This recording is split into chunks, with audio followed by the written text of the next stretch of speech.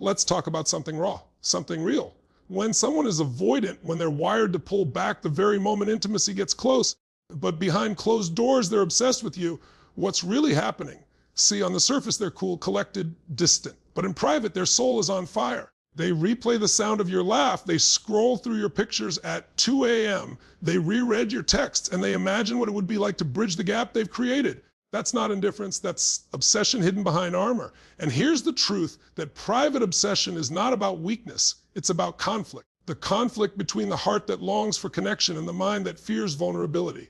That tug of war is the human condition, because every single one of us at some level knows the pain of wanting love while fearing it at the same time. Now listen, if you are the person who feels the weight of someone's avoidant obsession, don't misinterpret it as rejection. Behind the silence is intensity. Behind the space is desire. But desire without courage becomes torment. And torment, when left unresolved, becomes a prison of the soul. So what do? We step into truth. Because life is not about hiding behind fear. Life is about breaking patterns. An avoidant who obsesses in private is being called, not by you, but by life itself, to grow, to evolve. To remember that love is not safe, but love is sacred. And sacred things demand courage. If you're listening right now and you see yourself in this, recognize it. Stop living only in the fantasy, in the silent rituals, in the replay of what if. You were not created to live in the shadows of your own emotions. You were created to step into light, to own your desire, to embrace vulnerability as the ultimate strength. Because in the end, obsession in private is a rehearsal. But life doesn't reward rehearsals. Life rewards those who step onto the stage of truth. Raw and unguarded. That's where connection is born. That's where love transforms. That's where freedom begins. So the choice is yours. Will you stay hidden in the comfort of distance? Or will you finally rise into the divine courage it takes to let yourself be fully seen, fully loved, fully alive? When someone is avoidant, there's a paradox that shows up in their behavior. And this paradox is often misunderstood. On the surface, avoidants appear calm, detached, and sometimes even uninterested. They might send short replies to your texts, keep conversations light, or create distance when things feel too emotionally intense. But what many people don't see is what happens in private, behind closed doors, in the quiet spaces of their life. The avoidant is often anything but indifferent. Their inner world tells a different story, one that reveals how much they actually care and how much they think about you. Contradictory behavior is one of the most powerful signs of what happens when an avoidant is deeply drawn to someone. Outwardly, they may act as though they are in control, but inwardly, they replay interactions over and over again. That brief laugh you shared, the way you looked at them, the tone in your voice, all of it is stored and revisited in their private thoughts. They may appear emotionally distant in real time, but later when they're alone, they dissect every detail with an intensity they would never admit to. This contradiction isn't because they're trying to deceive you. It's because they're trying to deceive themselves. They convince themselves they don't need closeness, yet they cannot stop themselves from reliving the moments that made them feel connected. One of the most telling behaviors of avoidance in this space is how they interact with memories. They may pick up their phone and scroll back through your messages, rereading them multiple times. They might hesitate before deleting a photo because even though they act unaffected, they secretly treasure the evidence of your connection. Sometimes they'll sit in silence, replaying entire conversations word for word, trying to analyze what was said and what was unsaid. In private, they allow themselves to linger in that connection, even if their outer persona denies it. This contradiction shows up not just in thought, but in action. Avoidants may avoid direct contact, but they find indirect ways of staying close. They check your social media, sometimes more often than they would ever admit. They notice what you post, who you're with, and what you're doing. It's not casual curiosity, it's obsession in disguise, and yet they will never openly acknowledge it because admitting to this level of care feels dangerous. For an avoidant, closeness often equals vulnerability, and vulnerability feels like risk. So they keep the mask of indifference while their private actions reveal the depth of their attachment. Another layer to this contradiction is the internal battle they fight between desire and fear. Their desire pulls them toward you, making them think about you constantly, while their fear pushes them away, warning them that intimacy could lead to pain. This creates a cycle. They withdraw to feel safe, then obsess privately because withdrawal doesn't erase their feelings. They tell themselves stories like, "I don't need anyone," or "I'm better on my own." Yet the very act of reliving your presence proves those stories wrong. The contradiction itself is evidence of how strong their emotions really are. The most fascinating part of this private obsession is how avoidants use it as a form of control. By keeping their longing hidden, they feel they are maintaining power. They can indulge in their obsession without risking rejection. They can imagine what it would be like to bridge the gap without having to confront the vulnerability of doing it in real life. It gives them a sense of closeness without the danger of exposure. And yet, this control is an illusion. The very need to obsess privately reveals that they are not in control at all. Their heart is already engaged, their emotions already tethered, even if they refuse to show it. This contradictory behavior, the distance in public and the obsession in private, is not just a quirk of personality. It is a survival strategy. It is how avoidants reconcile the deep human need for love with the fear that love will hurt them. But while it may protect them in the short term, it also keeps them trapped in a cycle of hidden longing and unspoken desire. The contradiction is the evidence of the battle raging within, a battle between the mask of detachment and the truth of their heart. When an avoidant person is obsessed with someone, one of the most powerful and hidden behaviors they engage in is the creation of silent rituals of connection. These are the private, often repetitive actions they take that allow them to feel close to you without having to risk the vulnerability of direct interaction. On the outside, they may look cold or detached, but on the inside, their longing shows up in these small but meaningful rituals that become part of their daily lives. These rituals are not random. They are deliberate choices born from the need to feed their connection to you while maintaining the safety of distance. One of the most common silent rituals is the way they use technology to bridge the gap. They may go to your social media profiles, scrolling through pictures, posts, and comments, not just once but repeatedly. They might check your stories, then replay them, lingering on the sound of your voice or the way you look that day. They do this not out of boredom, but because it gives them a sense of proximity, like they are still involved in your world even though they are standing on the sidelines. This quiet consumption of your digital presence becomes a lifeline for their private obsession. There's also the ritual of holding on to reminders, objects, messages, or small pieces of evidence of your connection. Maybe they've saved a photo you sent, or they keep an old text thread they can return to late at night. They may have something tangible, like a gift you gave them, tucked away in a drawer where no one else can see it. When they feel the pull of longing, they go back to these reminders, almost like a sacred practice. They may never speak about it, but those private moments of revisiting the reminders give them comfort and feed their attachment to you. Another silent ritual is the way they replay memories in their mind. Avoidants who are obsessed may relive a conversation, a look, or a shared experience over and over. They may run through what you said, how you said it, the tone of your voice, the way you smiled. This internal replay becomes almost cinematic. It's not just remembering, it's reliving.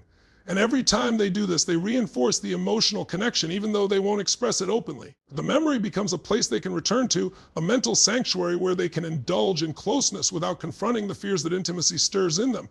There's also the ritual of timing. Some avoidants will go out of their way to orchestrate subtle, indirect points of connection. Maybe they check to see if you're online at a certain hour. Maybe they drive by a place where they know you might be, not to speak with you, but to feel near you.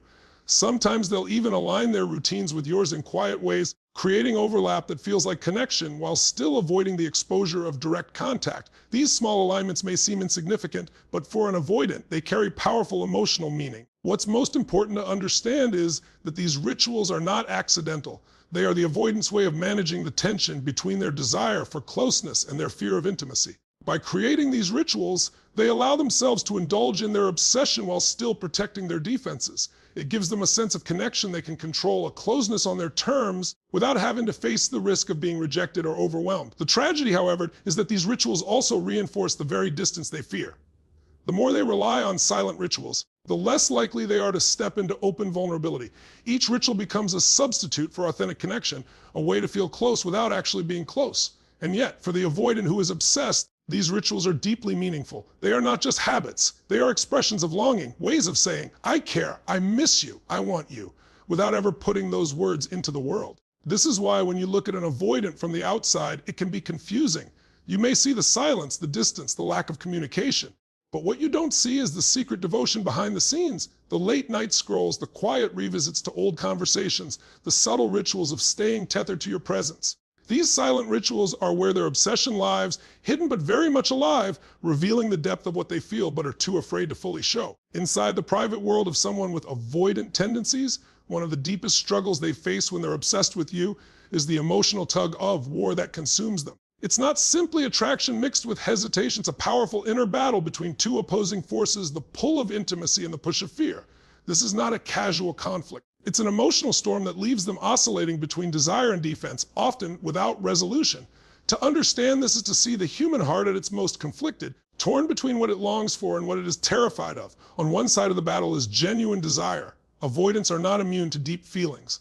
In fact, when they are obsessed with someone, The feelings they experience can be overwhelming. They want closeness, they crave connection, and they think about what it would be like to allow themselves to be fully known and fully loved. In private moments, they may fantasize about being with you openly, about sharing life, about letting down their walls. The obsession feeds this longing, and it can become almost intoxicating. They imagine what it would feel like to surrender, to give in, to finally step into the intimacy they secretly crave.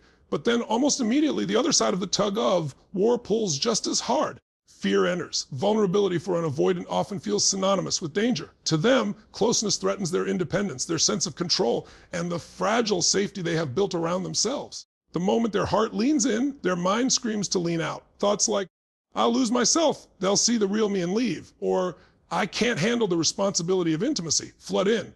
This fear is not mild, it's gripping. It has roots in old wounds, past betrayals, and deeply ingrained patterns of self-protection. So while their heart says yes, their conditioning says no, and the clash between the two leaves them stuck in limbo. This push and pull often plays out in visible patterns of behavior. They may move close to you one day showing warmth, interest, and engagement, then suddenly retreat the next, becoming cold, distant, or unavailable. To the outside observer, it looks inconsistent, confusing, or even manipulative. But to the avoidant, it's not a game, it's survival. Their obsession with you draws them in, but their fear forces them to pull back.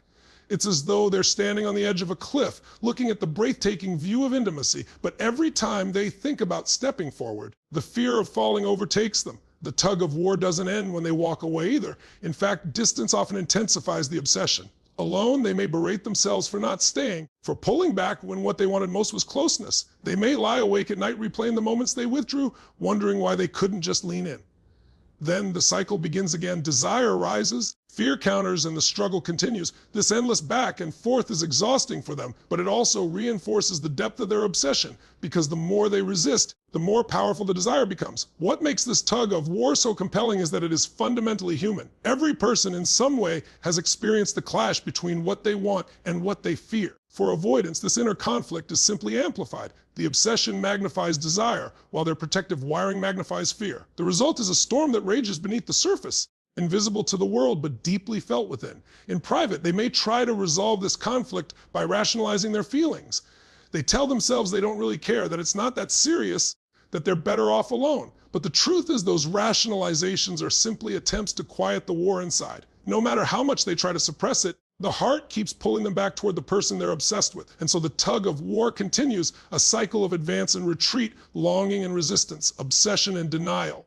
Understanding this conflict allows us to see avoidants not as cold or uncaring, but as deeply human beings caught in a paradox. Their emotional tug of war is evidence of their capacity to love, even if fear keeps them from expressing it fully. It reveals that behind their silence and distance lies a heart that is both captivated and terrified, pulled by desire yet shackled by fear. It is a war they fight in private, but it is also a war that holds the potential for transformation if they choose courage over fear. When someone with avoidant tendencies becomes obsessed with another person, one of the clearest patterns that emerges is the reliance on self-protection mechanisms. These are the strategies they unconsciously or consciously use to manage the intensity of their emotions while keeping themselves at a safe distance.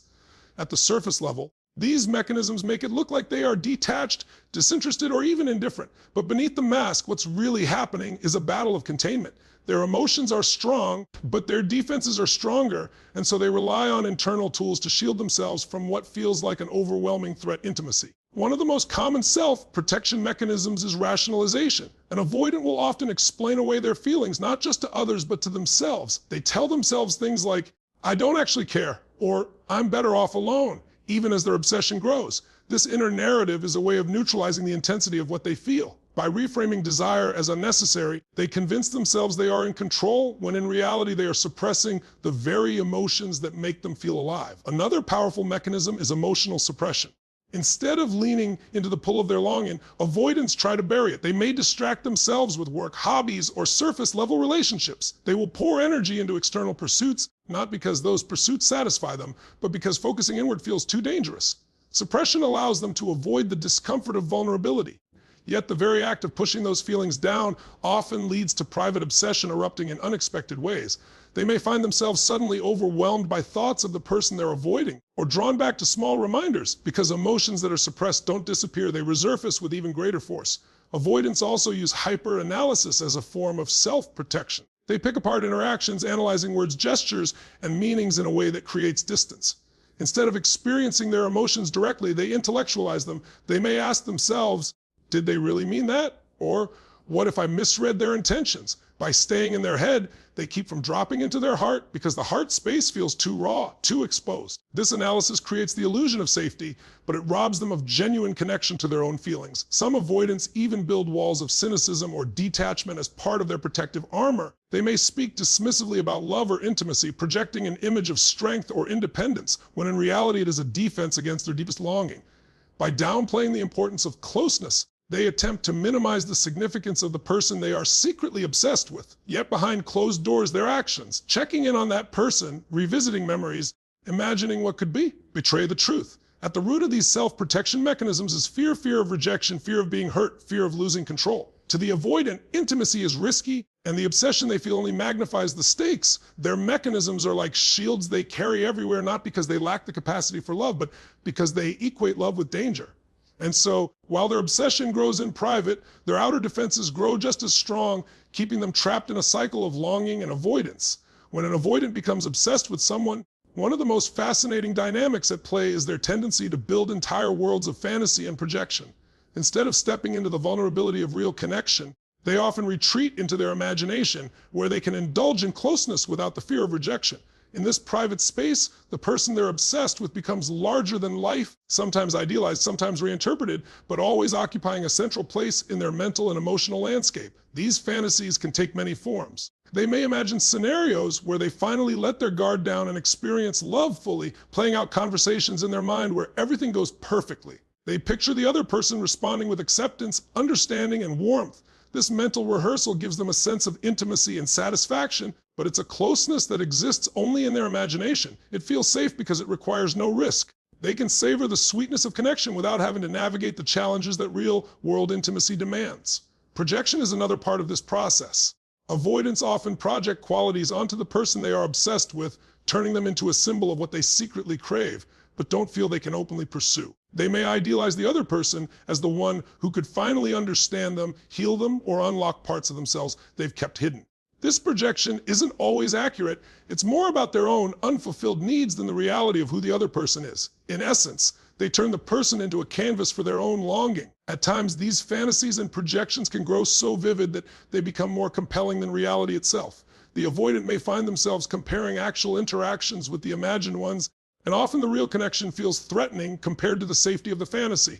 In private, they might daydream about being close, about shared experiences that never happened, or about a future that exists only in their mind. These mental stories give them a sense of belonging and comfort, even as they reinforce the distance they keep in the real world. What's powerful to recognize here is that these fantasies are not empty or meaningless.